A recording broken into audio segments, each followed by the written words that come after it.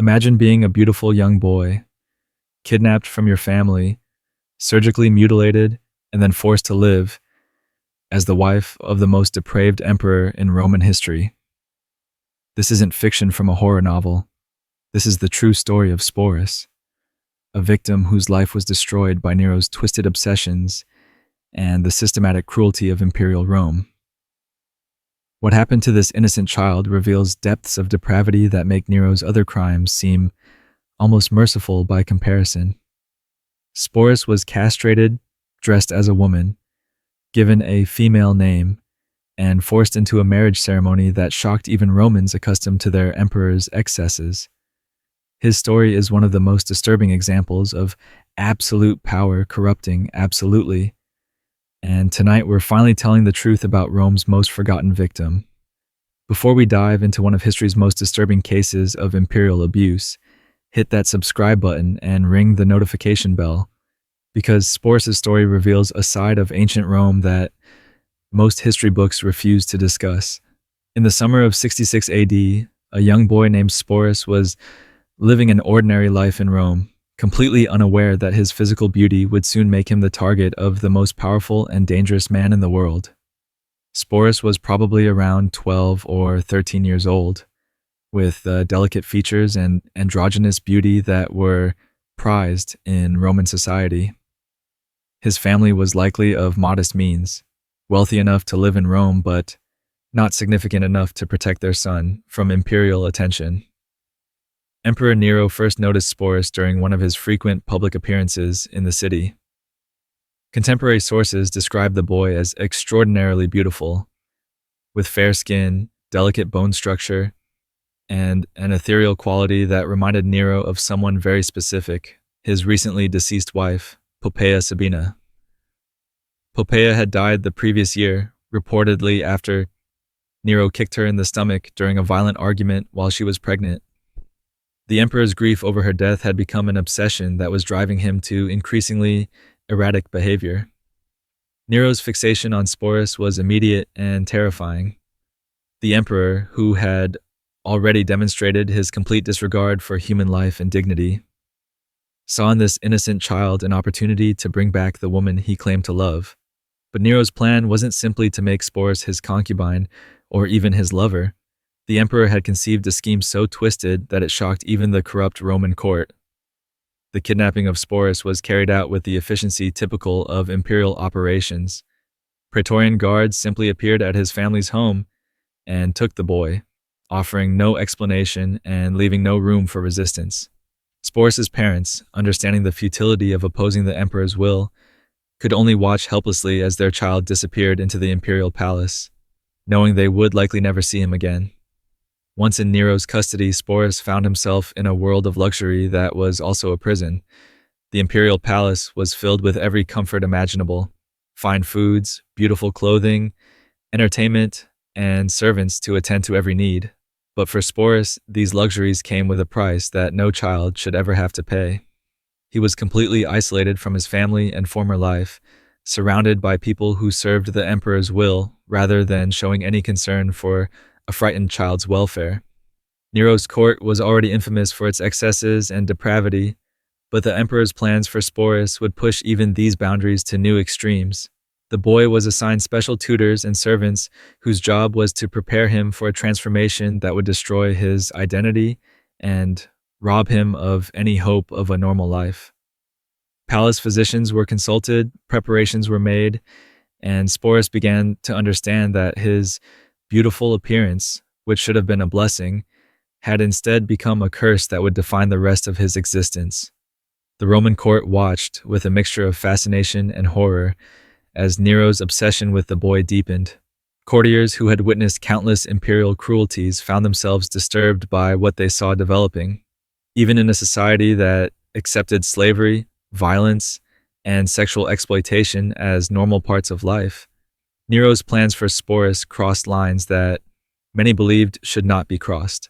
In 67 AD, Rome witnessed one of the most shocking spectacles in its long history of imperial excess when Emperor Nero married Sporus in an elaborate ceremony that treated the systematic abuse of a child as cause for celebration.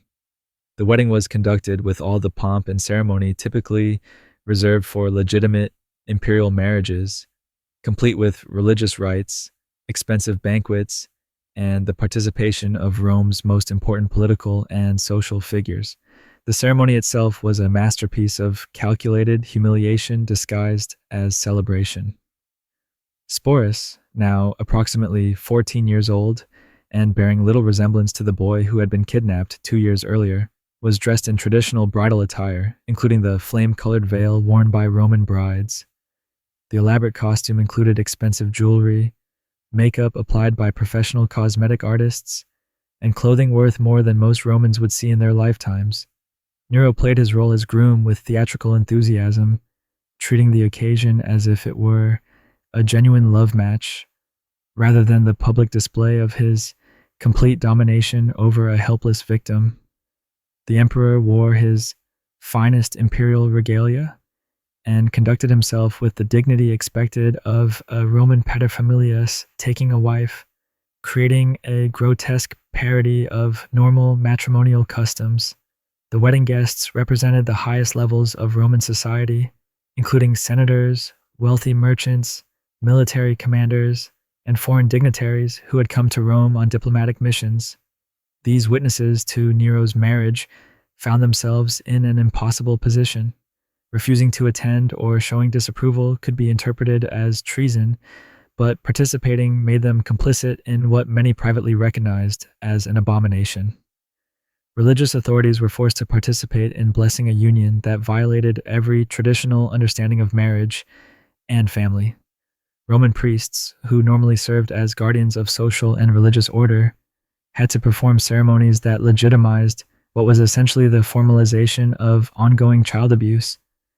The cognitive dissonance created by this situation reflected the broader corruption of Roman institutions under Nero's reign. The wedding banquet that followed the ceremony was an exercise in forced celebration that lasted for hours.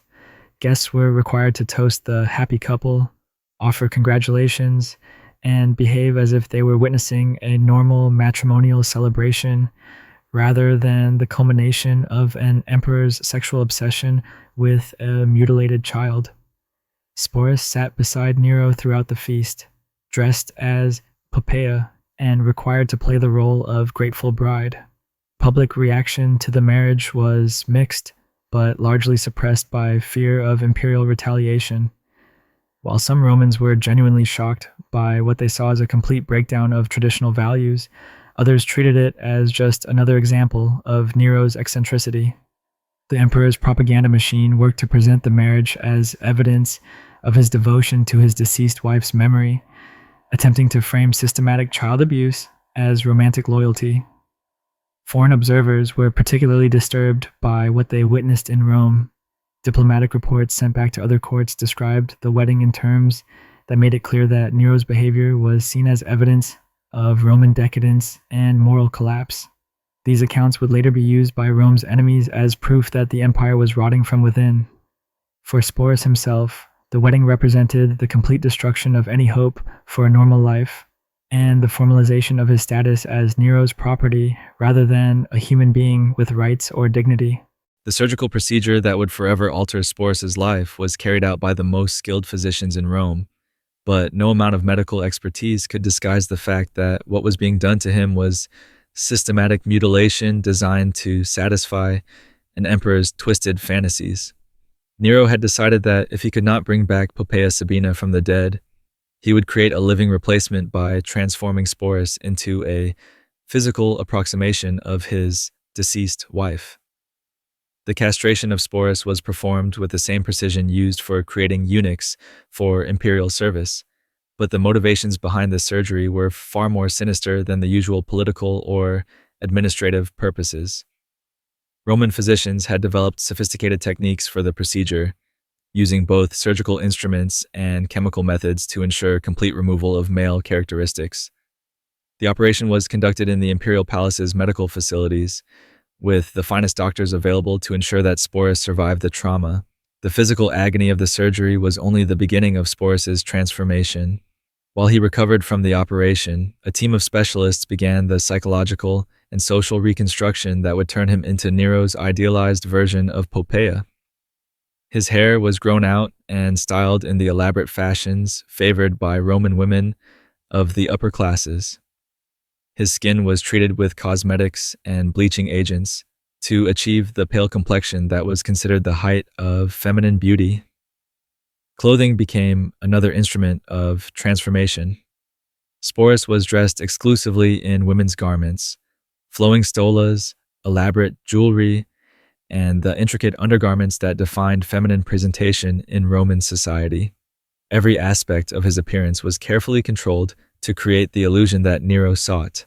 The emperor personally supervised many of these preparations, obsessively comparing Sporus's developing appearance to his memories of Poppaea. The psychological impact of this forced transformation was devastating but largely ignored by everyone involved. Sporus was still a child, trying to understand what had happened to his body and his identity, while being surrounded by adults who treated his mutilation as a fascinating experiment. He was given female names and taught to move, speak, and behave according to Roman feminine ideals, effectively erasing his original identity and replacing it with an artificial construction designed to please his captor. Training in feminine behavior became a full-time occupation for Spee. The most disturbing aspect of this transformation was how thoroughly it was embraced by the imperial court. Rather than being horrified by what they were witnessing, many courtiers treated Sporus's metamorphosis as an entertaining spectacle. Bets were placed on how convincing the transformation would be, and elaborate preparations were made for the public presentation of Nero's new wife. Throughout this ordeal, Sporus himself had no voice in what was happening to him.